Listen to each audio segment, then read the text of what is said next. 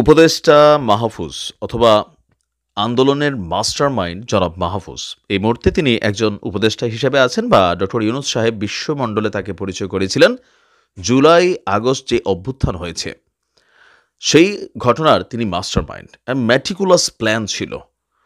তো এই বিষয়টা নিয়ে নানান আলোচনা বক্তব্য হয়েছে, তবে আজকে উপদেষ্টা মাহফুজের একটা বক্তব্য যখন আসছে, একটা স্টেটাস, তো সেই স্ট্যাটাসটা একটা স্পষ্ট বার্তা দিচ্ছে যে যে ম্যাটিকুলাস প্ল্যানে জুলাই অভ্যুত্থান আপনার জুলাই আগস্ট অভ্যুত্থান ঘটেছিল, সেইখানে ব্যাকগ্রাউন্ডে সমস্ত শক্তিগুলো একত্রিত হয়ে কাজ করছিল শেখ হাসিনা সরকারকে পতন করার জন্য। তো এরপর আফটার দ্যাট অন্তর্বর্তী সরকার গঠন, উপদেষ্টা মণ্ডলীতে কারো কারো গমন, আবার একটা জাতীয় সরকার গঠন না হওয়া, তারপরে বিএনপির অনেক সিদ্ধান্ত যেগুলো অন্তর্বর্তী সরকারের সাথে সাংঘর্ষিক, সমন্বয়কদের সাথে সাংঘর্ষিক, এই সকল কিছু মিলিয়ে বিভাজিত হয়েছে। আজকে বৈষম্যবিরোধী ছাত্র আন্দোলনের নেতারা তারা যেই আহ্বান দিয়েছেন পুলিশের ইস্যুতে, তো এই আহ্বানে পুলিশ যদি মাঠে নামতো, পুলিশ যদি অ্যাকশনে যাইতো, তো পুলিশ তো ভাই রাস্তায় মারি খেত আবার 100%। যে পুলিশের গাফিলতি ছিল, পুলিশের দুর্বলতা ছিল, তো পুলিশ কি করতো? পুলিশ যখন গেল ভুয়া ভুয়া স্লোগান দিল, পুলিশ যখন গেল তাদেরকে এক ধরনের মার মুখে অ্যাক্টিভিটিসে ছাত্ররা এগিয়ে আসলো, তো পুলিশ কি করবে? গুলি করবে। তো গুলি যদি করে তাহলে কেন এই জুলাই আগস্ট অভ্যুত্থান আবার ইস্যু আসবে, আবার কেন পুলিশের ইস্যুটাই আসবে? দেখেন, কিছু কিছু জিনিস কন্ট্রোল করা কঠিন, তবে আমি এটার পক্ষে যে পুলিশ যখন সঠিক হবে, ঘটনা সঠিক, দেশের প্রয়োজন, তখন প্রয়োজনে গুলির কাজ থাকলে গুলিই করতে হবে ভাইয়া, এগুলো ছাড়া কিন্তু চলবে না। সেনাবাহিনীকে দরকার যদি হয় গুলি করতে হবে, কারণ রাষ্ট্রবিরোধী অ্যাক্টিভিটিস, দেশকে অস্থিতিশীল করা, মানুষের পাবলিক প্রপার্টি, সরকারি প্রপার্টিতে ভাঙচুর হামলা চালানো কোনো শিক্ষার্থীর কাজ হতে পারে না। আর এগুলো যারা করছে তারা শিক্ষার্থীর আড়ালে প্রত্যেকটা এক একটা সন্ত্রাসী, এদের বিচার হওয়া উচিত। তো আমাদের বক্তব্যের জায়গাটা এটা নয়। এখন এই ছাত্রদের বিরুদ্ধে যখন পুলিশের আওয়াজ তুলছে আমাদের সমন্বয়করা, তখন আবার আপনি কমেন্টগুলোতে দেখেন যে তোমাদেরকে উপদেষ্টা বানাইয়া সরকারি প্রটোকলে গাড়ি চড়তেছ, একজোড়া জাম ক্যাটস পরার যোগ্যতা ছিল না, নাইকের ক্যাটস পরতেছ, ব্র্যান্ডের গেঞ্জি পরতেছ, খাইতেছ, আমাদের অধিকারটা কোথায়? তোমরা তো তোমাদের লাইফ সেটেল করে ফেলছো, আমরা কি পাইলাম? তোমরা 5 জনে কি খালি এই আন্দোলন করছো? মানে এরকম নানান বিভাজন আসছে কেন? ক্ষমতাকে কেন্দ্র করে। নাহিদের লাইফস্টাইল যখন দেখা যায়, মানে আসিফ আজকে বলছে যে আপনার মানে পুলিশ অ্যাকশন নেওয়া দরকার ছিল, সার্জিস বলছে যে পুলিশের অ্যাকশন নেওয়া দরকার। তো পুলিশের কি সেই নৈতিক সাহস শক্তিটা এখন আছে? কোথাও কিছু হইলেই বলে যে পুলিশ আগের কথা ভুলে গেছো, একদম সেই হুমকি তামকি দেওয়া হচ্ছে, তো পুলিশ কি করবে? রং চাপে বৈশা বৈশা। কারণ এই পুলিশের বিরুদ্ধেই মানুষের একটা বড় ধরনের ক্ষোভ ছিল। এখন আমাদের উপদেষ্টা মাহফুজ বলছেন যে অনেক মিত্রই আজ হঠকারী ভূমিকায় অবতীর্ণ হয়েছে, মানে ষড়যন্ত্রকারী, মির্জাফরগিরি, বিষয়টা এরকমই।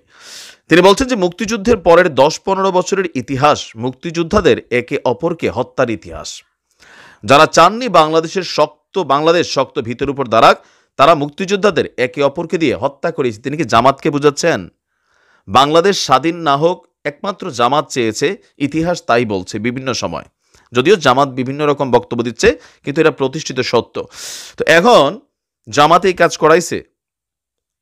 আচ্ছা, বলা হচ্ছে যে তাদের নিজেদের ভুল ছিল না তা নয়, কিন্তু আমাদের মুক্তিযোদ্ধাদের একের পর এক হত্যা বাংলাদেশকে কিভাবে পিছিয়ে দিল তা একদিন ইতিহাস বলবে। এবারের আন্দোলনে সাহসী ছাত্র তরুণদের নেতৃত্বে জনগণের আন্দোলন, কিন্তু একটি দল এবং দেশি বিদেশি সুযোগ সন্ধানী এস্টাবলিশমেন্ট গত 3 মাসে ছাত্রদের ভিলিফাই করেছে, বিভিন্ন ছাত্র সংগঠন দিয়ে ছাত্রদের মধ্যে বিভেদ ঘটিয়েছে এবং অন্য একটি তরুণ দলকে লেলিয়ে দিয়েছে ছাত্রদের বিরুদ্ধে। ততপরই ছাত্রদের সঙ্গে সম্মানজনকভাবে ডিল তো করেনি, বরং ছাত্রদের তারা শত্রু হিসেবে গণ্য করেছে। তার পরিণতি কি ভালো হচ্ছে বা হবে? এটা সম্ভবত বিএনপিকে গুতাটা মারছে। মনে রাখতে হবে, বিদেশি শক্তির সাধ্য নেই এদেশের মানুষকে পদানত করার, কিন্তু গোলামীর মানসিকতার কিছু গাদ্দার আর হটকারীর এই শক্তি আছে। তারা গত 3 মাসে তা দেখালো। স্পষ্ট এটা বিএনপিকে মাত্রা দেওয়া হয়েছে, যদিও তিনি নাম মেনশন করেননি।